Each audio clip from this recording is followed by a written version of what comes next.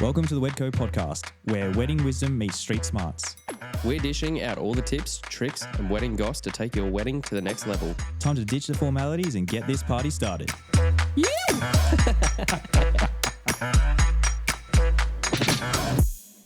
Hello and welcome to the Wedco podcast. I'm Toga, and today we're at Hazelhurst, and we have Sophie on the podcast with us. Hello. How are you going? Good. How are you? Thank you so much for coming on. Really appreciate it. Thank you. It was a bit of a whirlwind, but definitely. Whirlwind we got here. Thank you so much. Of course. Amazing. Do you want to maybe we can start about a little bit who you are, your brand, and go from there. Yeah. So I'm Sophie. I am a co-founder of Engage Creative. We have been full-time for 5 years, maybe 5.5 now, which is so exciting. And we are a wedding marketing agency. We work business to business. So a lot of our clients are venues, photographers, bridal designers, bridal boutiques. So that's a little bit about us. Amazing. So how did that come to be? How did you be like, okay, we just want to focus on weddings? Yeah. How did that come about?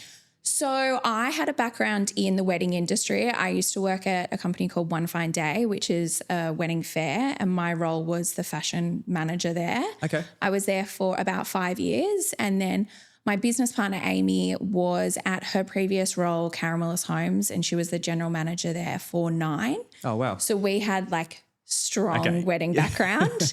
And essentially when we started, we just kind of were like, let's be a marketing agency. We really love what we were doing with a whole heap of other brands. And when we started, it was a lot of fashion and beauty. And we were kind of we can't just particularly have wedding, clients. We were it's so, niching down, that would kill us. Yep. But really when we did niche down, that's when our business exploded because there is so much potential. And, the wedding industry is so different to any other clientele. So that's when, it kind of started. And I don't feel like there are any other agencies like yours that just specialize in weddings either. There's a couple, but okay, we don't need to name. But I feel like they're American, and I feel like they're irrelevant. They are we're the cool kids here in Australia. No, but I there are, but it's just the very traditional wedding world, the big bridesmaid, so many bridesmaids are it's just very tizzy in the US. And I think that's why they look to Australia as the cool kids or the forefront. Right now it's bridal fashion week, and I feel like every single designer that is smashing it is Australian. So when we do work with a lot of US brands, which we do, they're like, what are you guys drinking in the water? Australia is so cool. So it's nice. It is. And everyone wants to be a part of it. And I think as a wedding business, it is so attractive to want to come to you because we specialize for wedding, professionals. Yeah. So we know the market. It's rather than just being an agency that don't really specifically know the wedding scene as well. Yeah, it's very different. And I feel the clientele is very considered. It's a very long strategic approach that a bride and groom or a bride will consider when she's making those decisions. So when we kind of niche down into who we were targeting, it is very different compared to an e-com business where they happily will go and spend $120 on a dress or whatever. And also you don't have repeat purchase. Word of mouth is so important in the industry, and so is customer service as well. So working with our clients through that journey is just it's a very different process compared to any other industry out there. Yeah, for sure. And like you said, having you're constantly chasing new clients. So it's you have to constantly be on. You can't just settle and be cool, we've got these loyal 1,000 customers that just keep coming back to us. Yeah, you got to stay relevant within that market. Oh, totally. And it's always when we map out, our biggest service is digital marketing, and we need to make sure that we're always hitting particular content pillars with when we're putting, we're marketing businesses, because we're always having new followers. All those followers are dropping off because they're moving on to that next stage, whether it being having children or renovating or, whatever that next stage is. If you're not relevant to them, they'll unfollow you. So we're always needing to target those new couples essentially. So making sure that those content pillars are really strong, who you are, what makes your brand really different and unique. And those selling features, although to yourself internally, you're like, ugh, I'm repeating the same thing. Yeah. It's so important because you're always getting those new clients through. Okay. And what do you want to outline, like what actual services do you provide? Yeah. We jumped into it. Exactly. Like, yes. So our biggest service is digital marketing. So that's anywhere from Instagram only all the way to Instagram, TikTok, Pinterest, paid ads, email marketing. Yeah. We work with a lot of, like I said, overseas clients. Okay. A lot of bridal designers, a lot of bridal boutiques, a lot of venues. So that's the digital marketing, and that kind of then falls into our campaign and content creation. So that's something that is really fun and exciting, and it's nice to kind of have control when we do the digital marketing, because we have a number of team members there on site and we're able to produce those kind of like either it being TikTok or Instagram, only kind of like things we can control that outcome. Yeah. So those two things go hand in hand. And then we also do branding and website as well. Yeah. I know what you mean. Like I do a lot of fashion, like campaign shoots, and then when you do have someone from the team that like, okay, they're in charge of social, so they know what they need for social, and like having, you know, the art director there, so they know exactly where everything's going to fit. Yeah. Otherwise, like as a photographer, you're like, cool, beautiful photos, but it might not necessarily, you know, meet the needs what you need for the digital creation. Yeah, and it's so funny. Like when I first started, like back in the day, I feel like you would kind of do a photo shoot, you would book it in like Cosmo Bride, and then that would be your marketing for the year. Yep. Like you wouldn't need to second think it. When now we have like smaller injections of content, because content is constantly being shown to people. So then how can we rejig that and keep it like longer? Yeah, for sure. So if we've got a photographer on site, we've got a videographer, and then we've got like a social girl, then that means that we're really covered for a period of months. Yes, definitely. To get us through to, you know, always making sure that it's new and exciting content that we're putting out. Rather than just having like those 5 or 6 kind of hero pieces, and that's, you know, that's kind of cool. That's a campaign. We're done now. That's our advertising for the year. Yeah. You do need to stay that relevant constantly. Yeah, and that's where I do start to see like analytics, people get not bored, but they've seen the same thing. So even if you do like a quick little thing in store, or like a new way of showcasing a property, we have a venue that we work really closely with, and it was a concept that we just did so simple, but it was walking around the property, we muted it, and we showcased all of the beautiful like sounds that are, you know, in the property. And it was just so cool because you're like, oh, I actually feel like I'm there, because you can hear all the birds or like the water feature, and you're like, oh, maybe we just need to like strip it back and really show what there is. Yeah, so iPhone content is crazy at the moment. I love that, because I always find it's like difficult. Okay, there's all these, you know, destination wedding venues. Like how does someone like, cool, you can see a photo and you're like, yes, this looks beautiful. But how are these people, you know, kind of coming from overseas or interstate and booking a venue almost like sight unseen apart from Instagram or their website? So having little touches like that as well is such a big thing. Yeah, it's nice. It makes it like you're actually physically there, which is really important. You know, when at the age of digital marketing, you want different touch points, and you want the couple to feel like they really are invested in your business. That's what we really try and kind of like narrow home, that like, you know, even before a bride walks into her boutique, she knows that she's that particular bride. It's just what dress she's getting from there, because she has bought into the brand so much through those different kind of ways that we've marketed. Yeah. And then, so can you talk a little bit about the team as well? Yeah. So there's myself and Amy. Amy and I have different kind of, I would say like brains within the business. That's obviously what makes the business tick over. So Amy is very analytical, strategic. She's really great at kind of working with businesses like long-term, what their models are. And then myself, I'm more the creative and kind of probably client management. And then we have a team of 5, and they are social media managers. So all of them are full-time, which is crazy. That's nuts. Yeah. It's just crazy how it like just really goes from 0 to 100. And each year Amy and I are like, oh my God, we need to rehire. We need to like kind of outline where we see the business and where it's going, because this industry is not stopping. And it's really, really important. I also think in the wedding industry, a lot of people are happy to outsource because they either are sole trader or small business, but they know that they need to get their marketing done. For sure. Otherwise it drops off. Yeah. So that's where we can kind of come in and, really support those businesses. Yeah. I think I'm only like kind of at that point now. So I've got 2 staff kind of doing editing and looking after other bits and pieces, but even have like an advertising agency looking after advertising now. But it feels like you do everything by yourself. Yeah. And then like, I'm drowning. And then you kind of like, okay, well, you guys are going to do the marketing and advertising way better than I ever will. Yeah. And just kind of committing to running a business. Well, also I think that you get writer's block. And to be honest, I probably get it the same as well. Like when I'm talking about engaged creative, I'm like, this is what we do. Yeah, exactly. And like, I had a phone call with a photographer yesterday and she's like, I have so much content to get out there, but like, I don't know how to write a caption. I don't know if like the images are going to be beautiful. I don't know how to post it or when to post it. And then I just don't post. Yeah, exactly. And I'm like, no, that's not the point.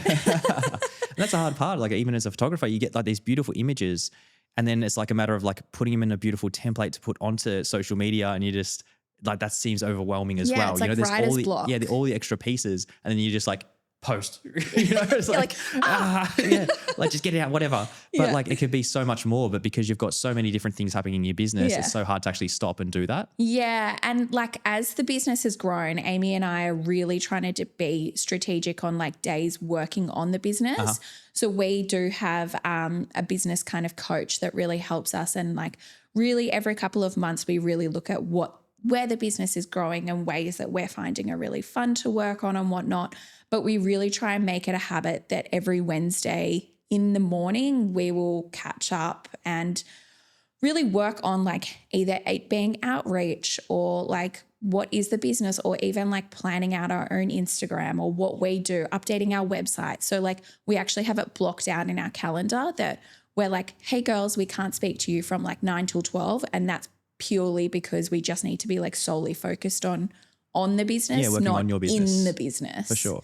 And I guess that would be hard because you'd be constantly working for your clients to kind of, do everything you're doing for them. Yeah. But then as far as like coming back to actually doing that for yourself, it's like. It's like never. As I said, I can talk about anyone else and like what they do. And then I'm like, hey, I just am a girl that said yes to everything.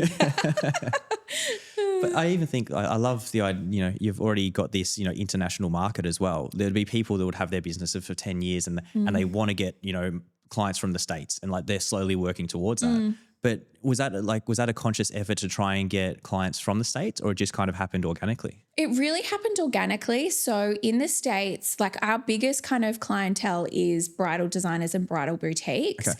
And so a really big thing in the bridal world is Bridal Fashion Week. It's actually happening right now, which is exciting. Why aren't you there?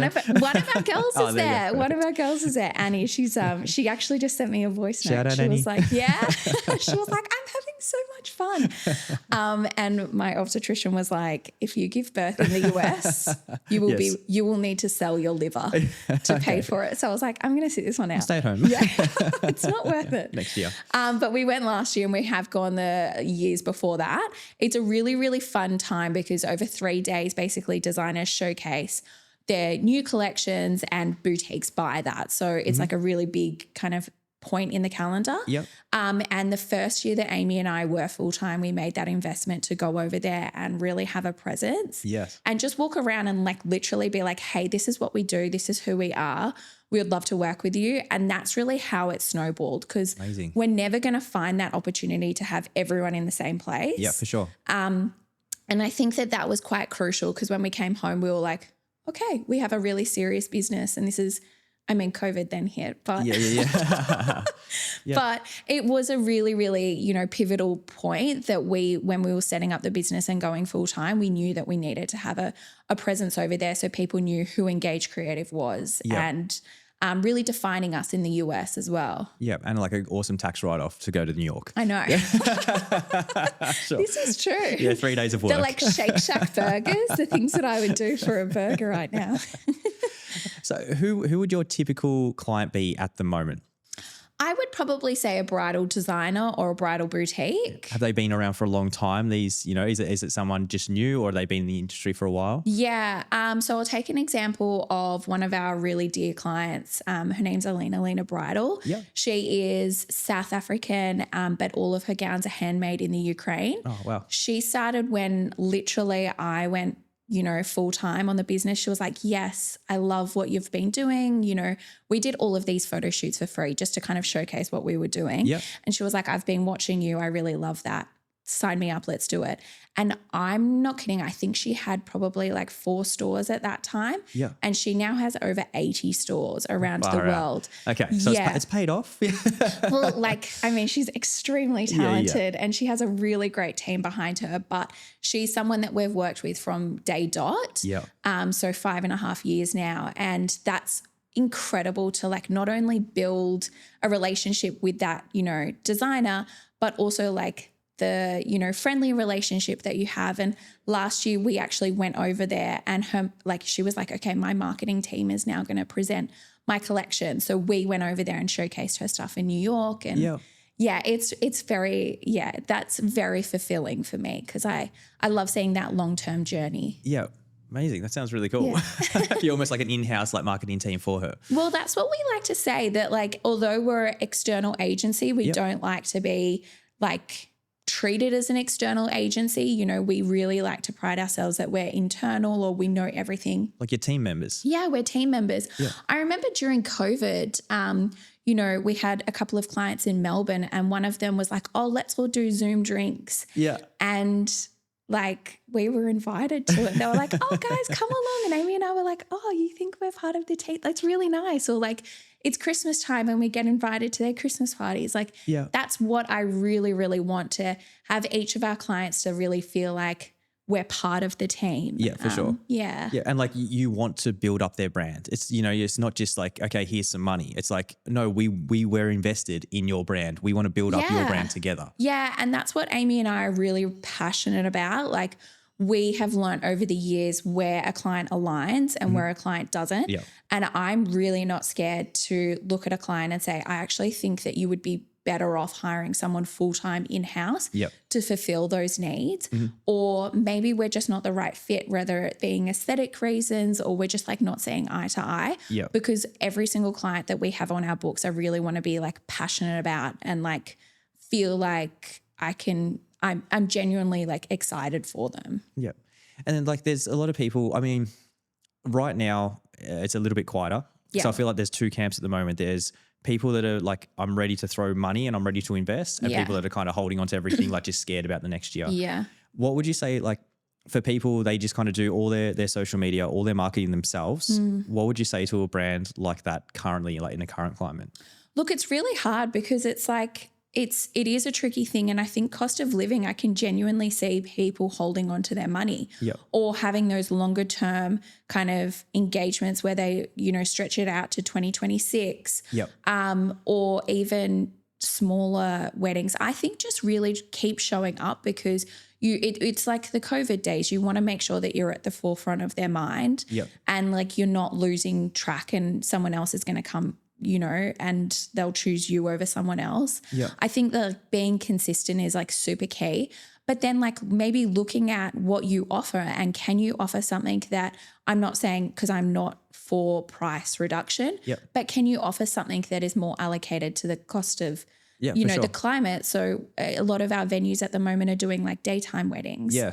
And that's a really great thing because you can still get like a great package, but for half the cost. Exactly. Or, so it's just being a little bit more, nimble with the situation. Yeah. Even I've been doing this for 13 years and even like I'm looking for next year, there are so many weddings between Monday to Friday. Yeah. And I'm like, can I make a business out of this where I don't work weekends? Yeah. And it's actually getting to that point where you fully could like book, Wednesday, Thursday, Friday weddings all year. I'm sure your wife would be happy. She'd be so happy. She's like, I'm like 2026, no Saturday weddings. And she's like, that would be amazing. Yeah. But it's getting to the point where people are doing that. And venues, like you said, are having to think of different ways. They're putting on the summer soirees and they're putting on long lunches to kind of fill those little parts. It's even as simple as like, one of our venues, they offered 60, like a seating of 60 people or 120. And when we were looking at it, we were like, there's nowhere in between. There's no like 80 guests. Yep. So let's look at like offering an 80 guest wedding and what can we strip back and, you know, offer? Is it one night's accommodation or is it 2 nights accommodation? And just really looking at it and trying to be nimble because people are trying to hold their pennies closer to them and they're trying to make more strategic, you know, choices with their money. So that's kind of what we like to, we're trying to navigate as well. Yeah. And even like, I was just speaking to Danny from Hello May earlier and she was even talking like it's half your business is, you know, you've got to serve the wedding clients, but in order to serve the wedding clients, you really need to know brides and couples. Yeah. And so like, how do you go about like researching, you know, it's a pretty niche market, but it's a massive one. Yeah. How do you go about like staying relevant in the bridal industry and and just researching, you know, what are brides and grooms and couples looking for currently? I think it's as well like asking your followers or asking like people what they're liking. And it could be as simple as like a poll, like, hey guys, we're just taking some research. What would your ideal wedding be now? And how many people would it be? Yep. Or what's your budget? I know that like Wedshed came out with a really great article that kind of showed where people are allocating their money and what the cost of living is doing right now. So I think just asking or even asking people when they come, like when they make that inquiry, how did you hear about us? Yeah. And you know, doing that extra mile so that you can be like, okay, this is where I need to focus on at the moment. Yeah. Another thing that I'm actually finding, funnily enough, is email marketing is really starting to get great conversions. Yeah. With people not just like, delete. Yeah, exactly. Like really actually I'm seeing some great conversions. Like we've got a bridal boutique we work with and they've got an incredible trunk show at the moment and an email went out before we even did anything on social media. And they got bookings. And I'm like, okay, email marketing is not dead. Like that's something that's really important because people have invested in putting in their email address or they're flicking it to a friend. So keeping that, you know, nimble and just trying to see where people are still having that personal connection. Yeah. I think that's even where it comes back to like, you know, small businesses having so many different things to do.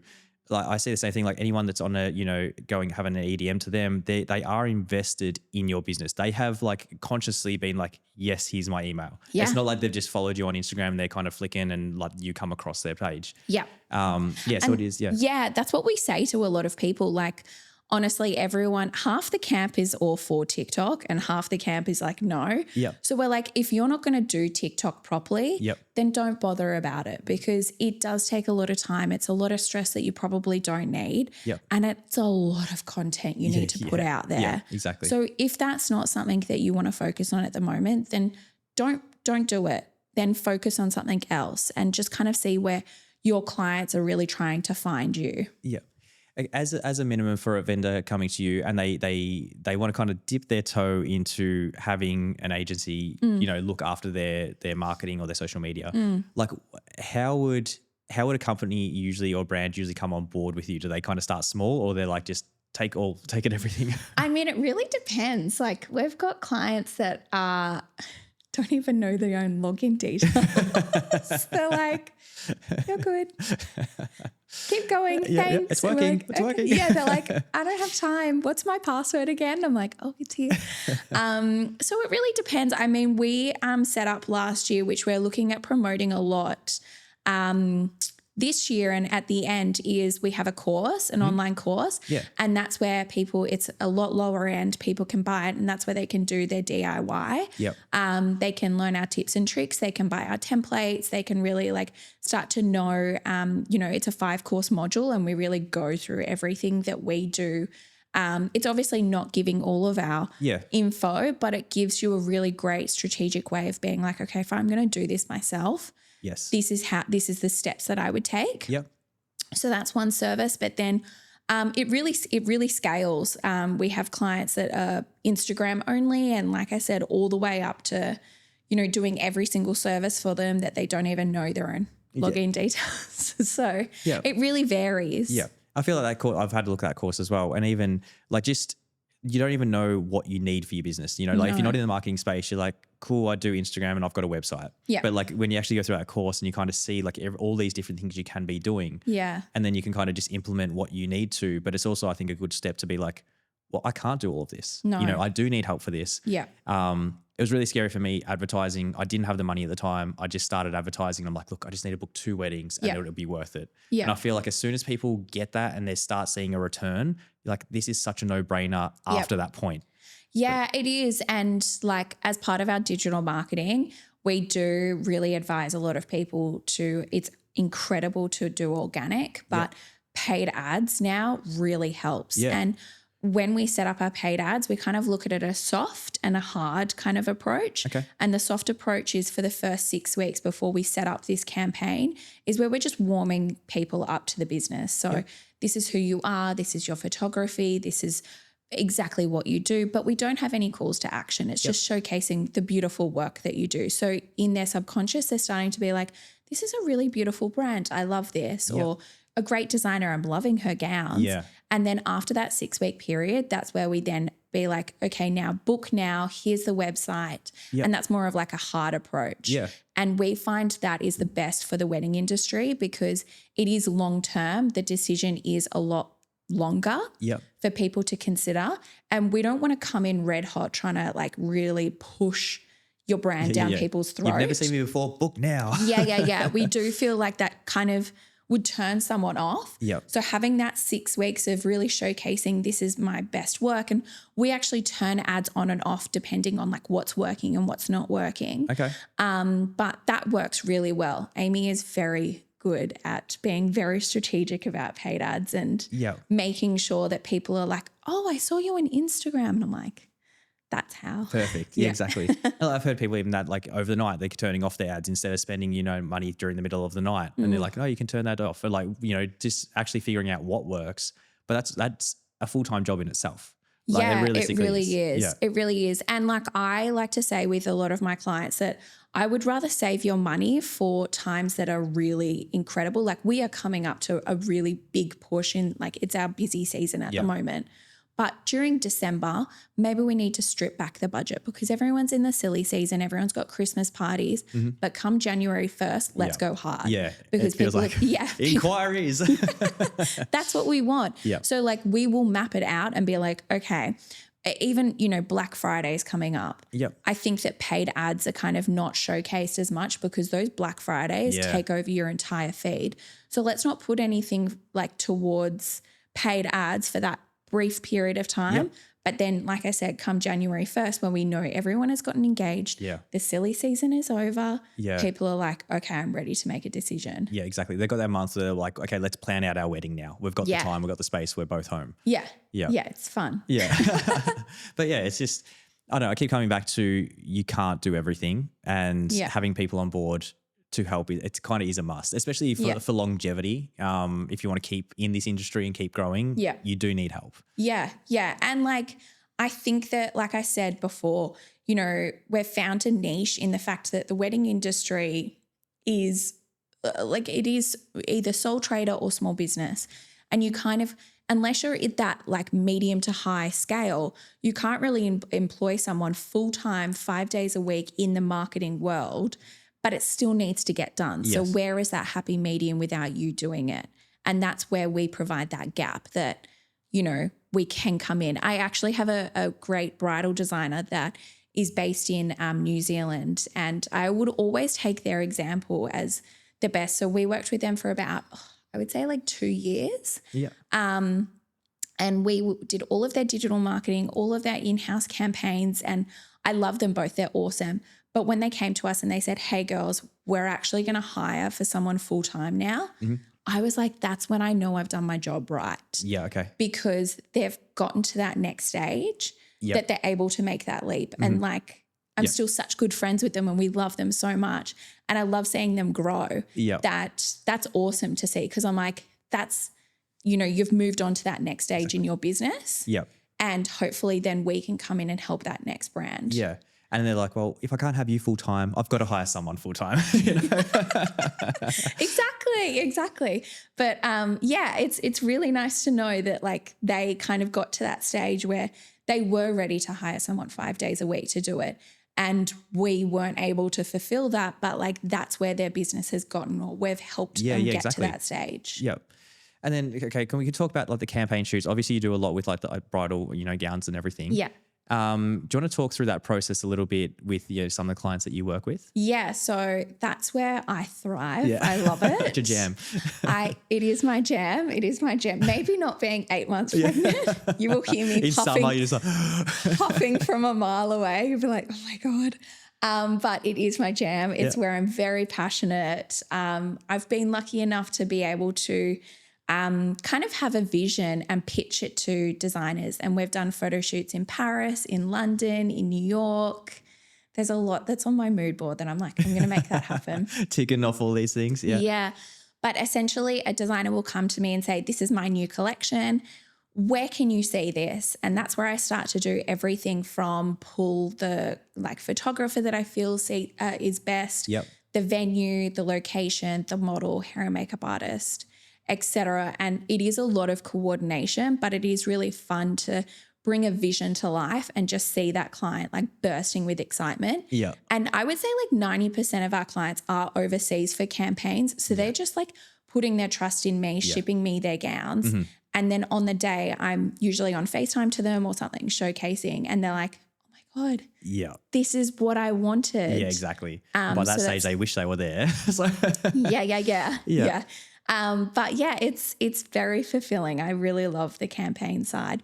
During August, September is very busy for our campaigns and content creation. And that's purely because October is bridal market. Okay. So that's where a lot of the girls that we feel like we were doing like 2 a week. Yep.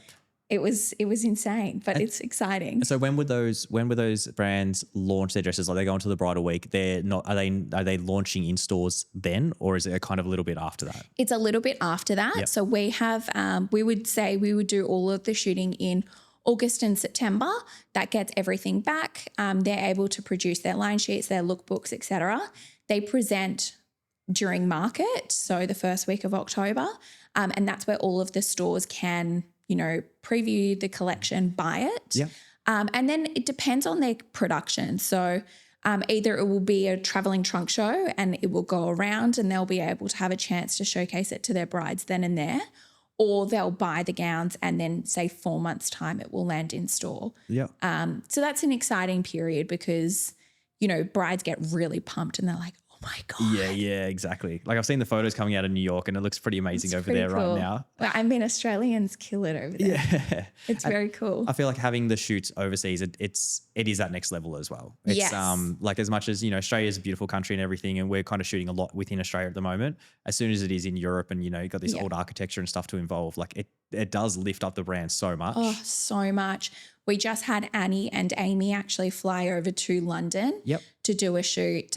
They actually did 3 shoots in the space of a week. The poor girls were exhausted, but that just next level just showcases like the architecture over there. Yep. One of the concepts was literally just walking down the streets of London and it looks so sick. Yeah. So, yeah. And even like the European models, like so many fly out over here over our summer and vice versa.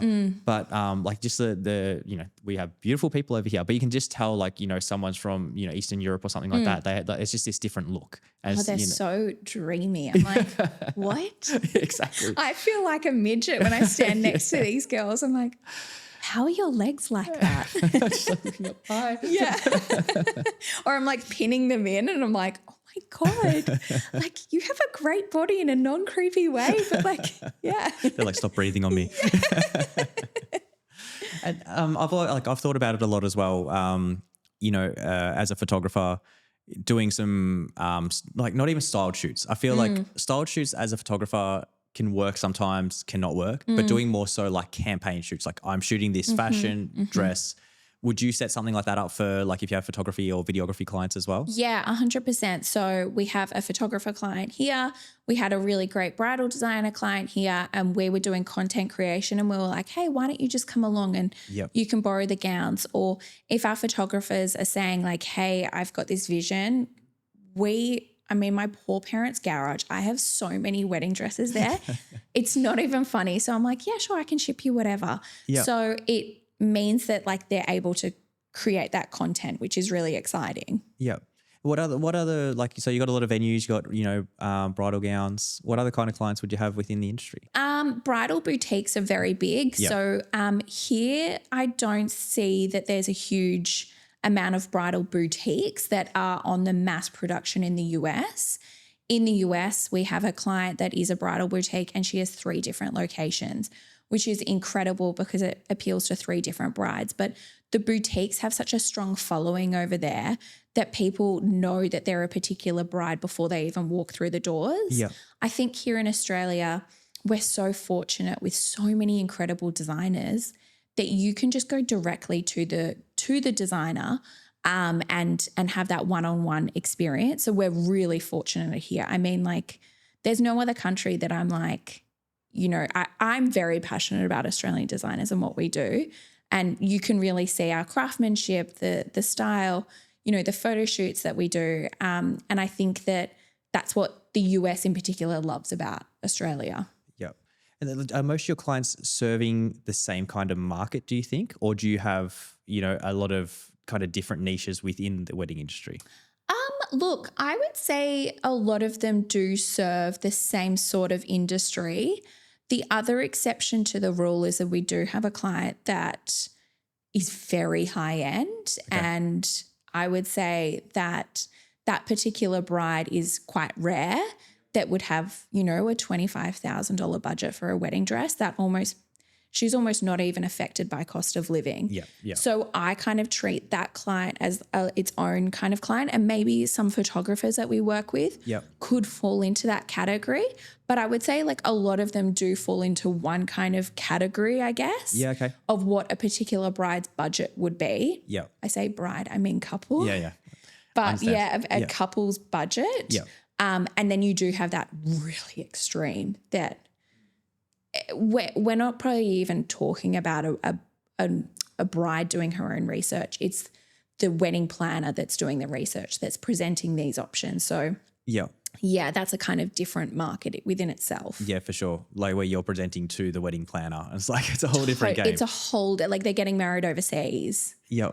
It's a whole other thing that is just I could only dream of. So what do you think like makes your marketing efforts like kind of stand apart from I'm doing everything myself and you know that's what you do professionally? What do you think makes it like stand out? I would say there's a couple of things. Firstly, that we provide consistency. So obviously during really busy times, we're consistent and we're showing up for your brand. I would say as well, like our team is incredible and each of us have really great strengths. So I'm not only speaking on behalf of Amy with a strategic brain and mine with more of a creative, but also our social media girls are like one of them just kills it in TikTok content and what she does. And, you know, the girls are younger. They know, like their target, you know, they're targeting them. Yeah. So, and that's really important. So I would say that we bring the team together to work on your brand. So you might have like 6 different brains. Another thing that we're really passionate about is that we have Monday Whips where we get all of the team on and we talk about every single brand that's on our books. And although you might have one account manager, every single girl is listening to anything that's going on. So some girls might chime in and be like, oh, hey, I saw this going on for this brand. Yes. What about you do the same? And that's where it's really fun because I'm like, okay, you've got, you know, different brains all working on your account. Yeah, definitely. Yeah, and that's, I mean, that is hard. It's very hard for me to relate to a 25-year-old girl, you know? So it's me too. I'm like, cool. I've become that old person.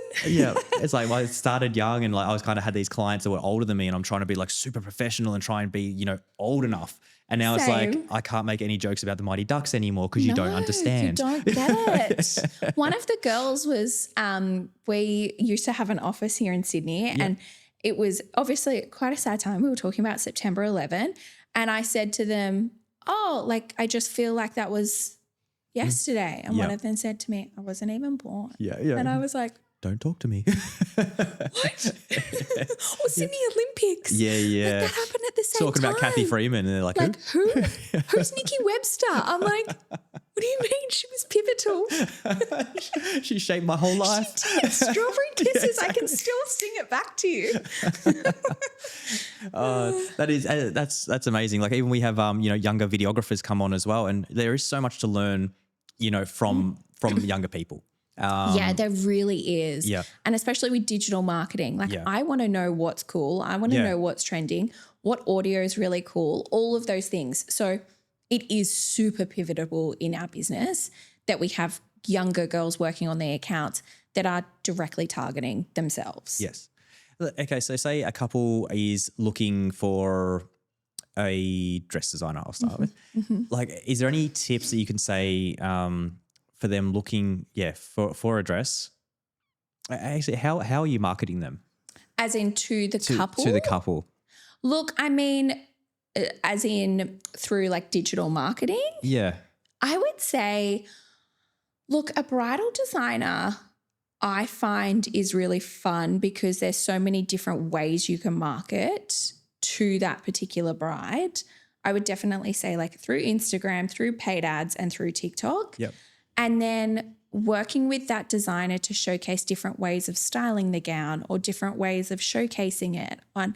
And I think that's really fun through iPhone content or just, pushing that particular aesthetic in different ways. So she's got her hair up, she's got her hair down. Does she have an overskirt? Can she take the overskirt off?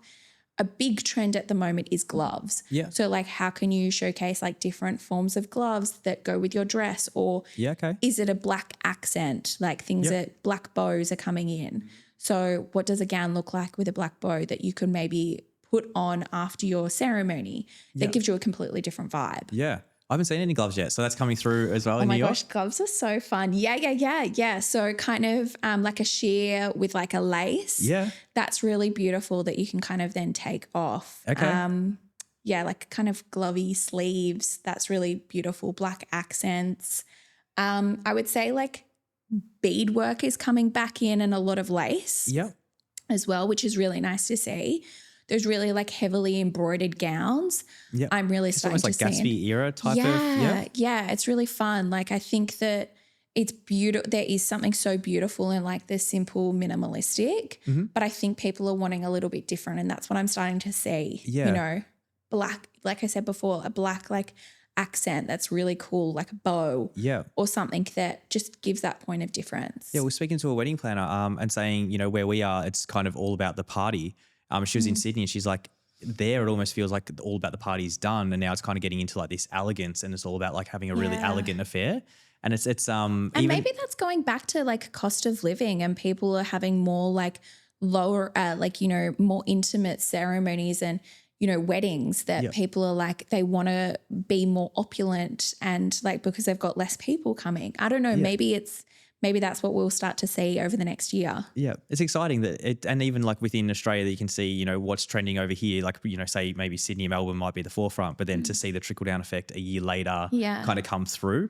And like we saw it, with like the fun, party sunglasses for brides and stuff. And then like a year or two later, it's kind of filtering down to other weddings as well. Yeah. It's just exciting to see the trends kind of move through as well. Yeah, it's nice. That's why I do think it's pivotal that we have a presence in New York Fashion Week because we are able to see what's coming out and what's really cool and what the industry is kind of going through and how that kind of filters down to what type of wedding you're going to have. And even how much information you get between all the brands that you work with. Like we find that with the podcast, we get to speak to so many different people and you just have all this knowledge of like, okay, what are venues saying? What are planners saying? What is everyone else saying? And you kind of have this middle point where you almost can give advice, but it's just because you know so many different opinions. Yeah, you make a really valid point because we are able to know the industry so well. So I would say like a venue is a really great starting point because that's the first thing that couples lock in. So I know how venues are looking in 2026. Yes. But that hasn't trickled down to the hair and makeup artists or the jewelry designers yet. So although they are talking about cost of living, I'm like, it will be fine by 2026. Yeah, exactly. Because I can see those really deep inquiries coming in for 2026 venues. Yep. And it's that journey and that process that couple goes on that, of course, she's not going to buy her wedding shoes. Yes.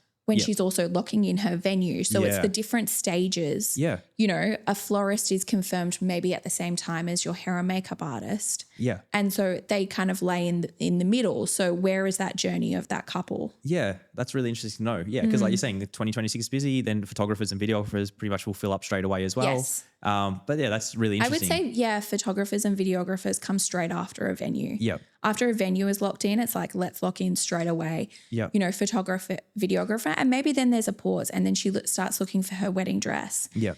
And then she starts confirming her hair and makeup and her florist and whatnot.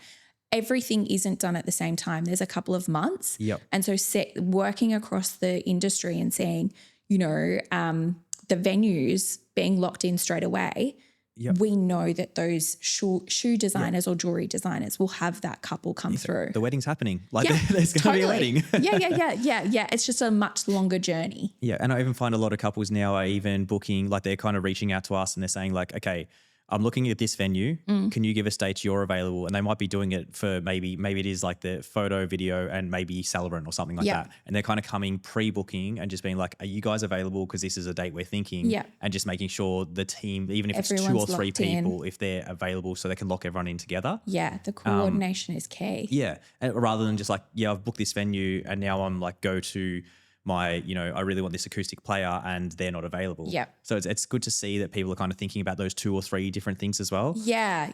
I mean, like back in the day when I was planning my wedding, I was like, I just want the venue. And I got Yep. married within like 9 months. So relatively quick. Yep. But I did kind of work in the industry. So I was kind of like, oh yeah, I know what I want. Yeah, it'll be fine. But then like I didn't realize like 9 months, I was like, that's no time to Yeah. get things sorted. So I was like making rush decisions on like a lot of different things because I was like, oh my God, I just got to make the decision. But Yep. it's really nice that people are considering where their different vendors are and also like vendors working with other vendors. And Yeah. like, you know, if you're a great photographer, you've also got a recommended videographer that Yeah. has also worked with an incredible stylist or catering company. And everyone just like, I just feel like that's when like the dream team comes together, when everyone has worked together and it's fun and the vibe that they bring. Yeah. Well, we literally wanted one photographer for probably 5 years before we got married. And same thing, like we checked with him.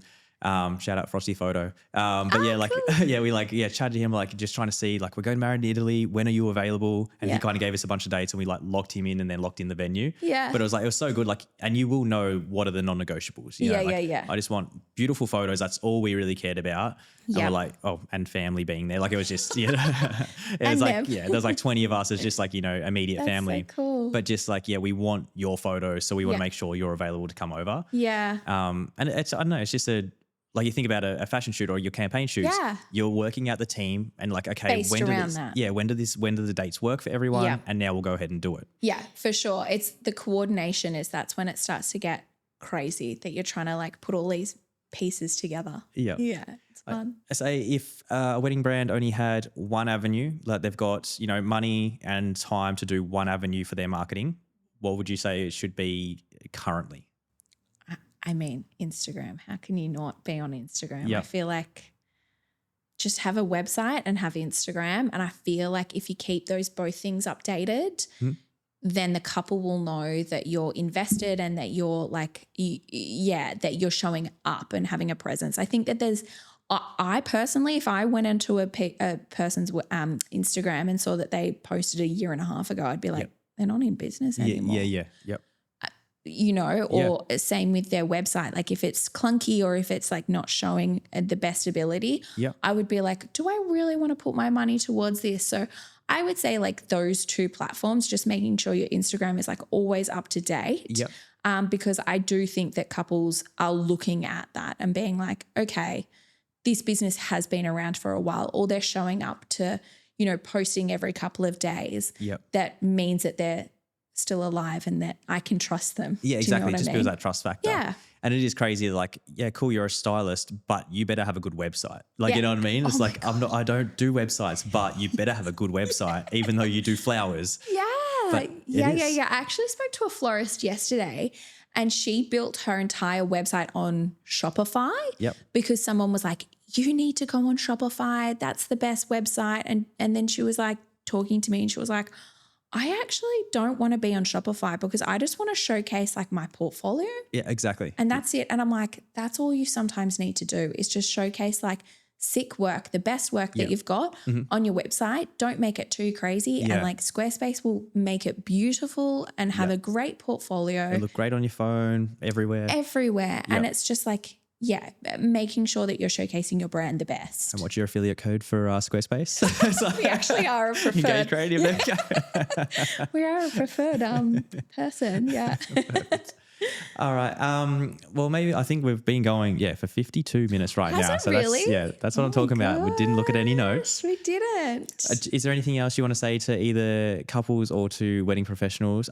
You know what? I want to talk about events real quick because I know you had an event not that long ago. Yeah. And you love them. An event? Yeah. We scaled back with our events. Yeah. Okay.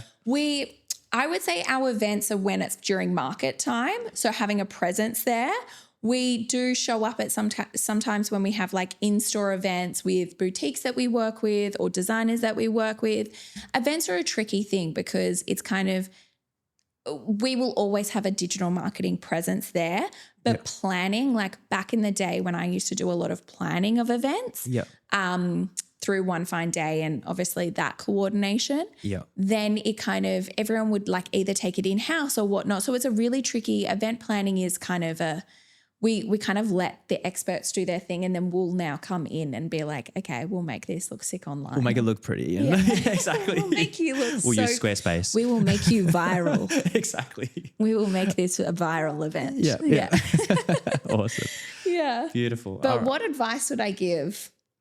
My number one advice for brides would be I know it's like enjoy the moment, but this is what I tell all of my friends. At my wedding, I had the kind of venue manager pull myself and my husband away and they got us 2 chairs and we walked away from everything. And she said, I'm just going to come back and get you in 10 minutes. And we walked away, we sat on those 2 chairs and it was like beautiful. It was in the Kangaroo Valley and we kind of were watching the sunset and it was the first time that we were like, oh my God, like we just got married. Hey, how are you? He was like, I love your earrings. And that's like, I can't stress that enough. Have like 10 minutes. Yeah. It's not like, and that's not with your photographer, not with your videographer. It's just the 2 of you alone. Like try and make it happen. Yeah. Where you just walk away and you're like, hey friend. Yeah, exactly. Hey, how was your whole day until now? Like you don't even really see each other until then. Yeah. You're like, what's up? You look great. Yeah. We do that with a lot of our, like the shoots. We'll kind of do bridal party and then we're like, okay, cool. You guys go have 10. Yeah. Because even then coming back to photos after they've had 10 minutes together. More vibey. It is. It's like they're just into it and they want to, the boys have moved on and they're not making stupid jokes. Like the bridal party's gone. Yeah. And they can just actually be into it. Yeah. And it is really nice. That's like, I honestly always say it every single wedding. I'm like, you 2 walk away. Yeah. And they're like, oh, but we've got to have photos. And I'm like, no. Yeah. Just walk to the other side of the room and just have it, the 2 of you, where you just like, hi, this is a really cool moment. So I think that. Because apart from that time, it will be literally at the end of the wedding when you go home. Yeah. Like that's the only time. Yeah. And you're like exhausted. Yeah. You're like, oh my God, what just happened? Exactly. Whirlwind. Yeah. So that would be my advice. Awesome. Yeah. Well, thank you so much for coming on for a chat. That was awesome. Where can people find you and get in contact? Because everyone's going to be sending you work now. Oh, I hope so. We would love to work with you. Engaged_creative and then engagecreative.com.au. Beautiful. Thank you so much. Thanks. Awesome. Thanks for tuning in to the Wedco podcast. We're dropping a fresh episode every week featuring industry professionals dishing out the wedding wisdom you need to turn those dreams into reality.